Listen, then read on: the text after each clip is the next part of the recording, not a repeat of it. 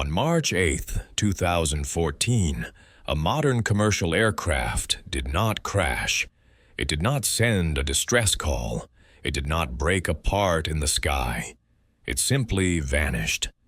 In an era defined by satellites, radar coverage, and constant communication, a Boeing 777 carrying 239 people disappeared from the world, leaving behind only fragments, silence, and a mystery that refuses to settle.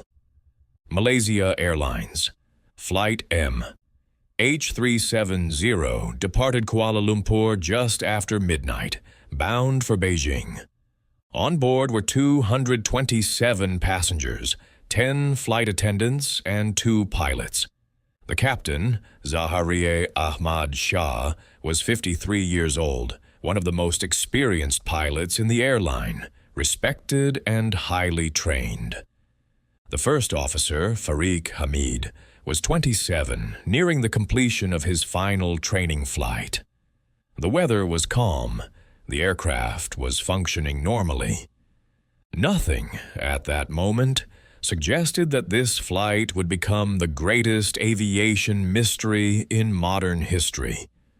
For the first 20 minutes, everything proceeded as expected. The aircraft climbed smoothly to 35,000 feet and headed northeast toward Vietnam and the South China Sea. At 1:19 a.m., Kuala Lumpur Air Traffic Control instructed the aircraft to contact Ho Chi Minh City. Captain Zahari responded calmly, "Good night, Malaysian 370. These were the last confirmed words ever spoken from the cockpit. Less than a minute later, the aircraft's transponder stopped transmitting. To civilian radar, the plane vanished. At first, nothing seemed unusual. Controllers assumed MH370 had simply moved into Vietnamese airspace. But in Vietnam, controllers watched the aircraft appear briefly and then disappear completely. Calls went unanswered. Minutes passed. Then more minutes. After 18 minutes of silence, Vietnamese air traffic control informed Kuala Lumpur that MH370 was gone. What followed was confusion, delay, and disbelief. An emergency response should have been initiated within an hour. Instead, it took more than 4 hours. By the time a search operation began, the aircraft should have already landed in Beijing. It never did. The initial search focused on the South China Sea. Dozens of ships and aircraft from 7 countries scoured the water. Nothing was found. No debris, no oil slick, no emergency signal. It was as if the plane had dissolved into the night. Then, days later, a new revelation emerged. Military radar data showed that MH370 had not continued toward Beijing.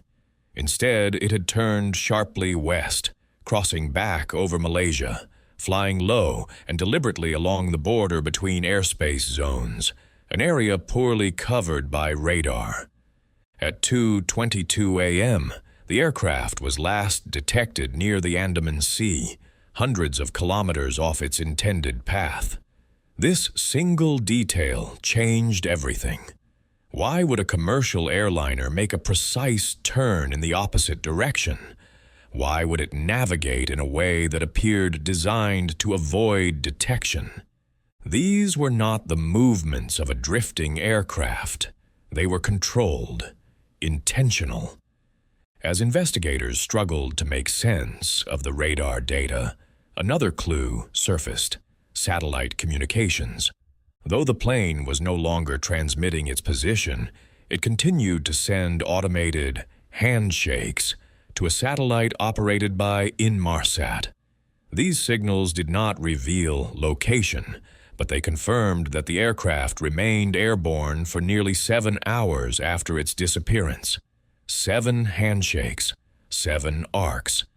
By analyzing the timing and frequency shifts of these signals, investigators calculated vast arcs across the Earth's surface where the aircraft could have been at each moment.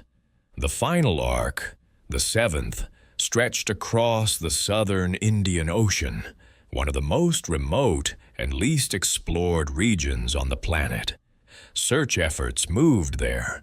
What followed was the largest and most expensive underwater search in aviation history. Autonomous vehicles scanned the ocean floor, thousands of meters below the surface. Months turned into years. More than $160 million were spent. Still, nothing was found. In 2015, the first confirmed piece of debris washed ashore on Réunion Island, east of Madagascar. It was a flaperon, part of the wing. Over the following years, more debris appeared across the western Indian Ocean. In total, 27 pieces were identified as belonging to MH370. The plane was lost, but how and why remained unanswered. With no wreckage site and no black boxes, theories flourished. Some accused the captain, suggesting a deliberate act. Others proposed hijacking, terrorism, or catastrophic mechanical failure.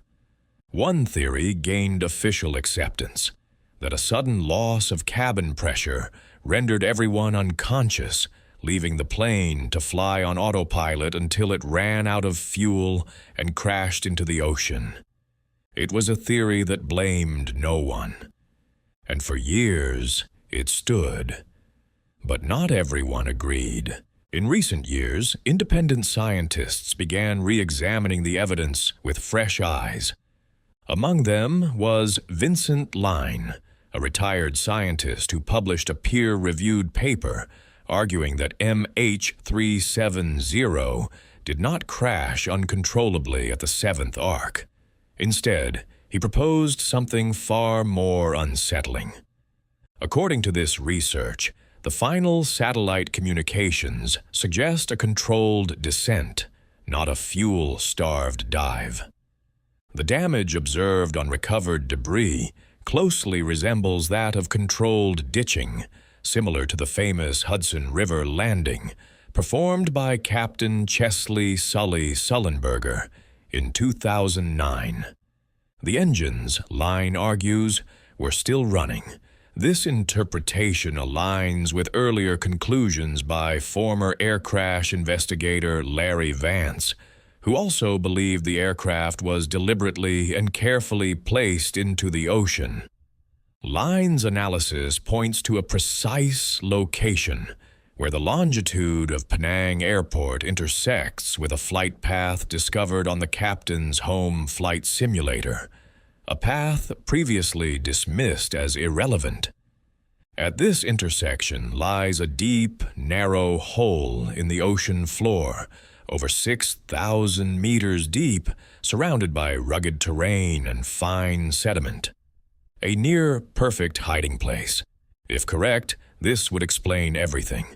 Why the plane was never found, why black box signals were never detected, why previous searches failed. It would also mean that the disappearance of MH370 was not an accident of fate, but a meticulously planned act, executed with extraordinary precision. Officially, the mystery remains unresolved. No definitive explanation has been accepted, no final resting place confirmed. Families still wait. The ocean remains silent. A modern aircraft disappeared in the age of total surveillance, and more than a decade later, the question remains unanswered. Not because there are no theories, but because the truth may be far more disturbing than anyone was prepared to accept.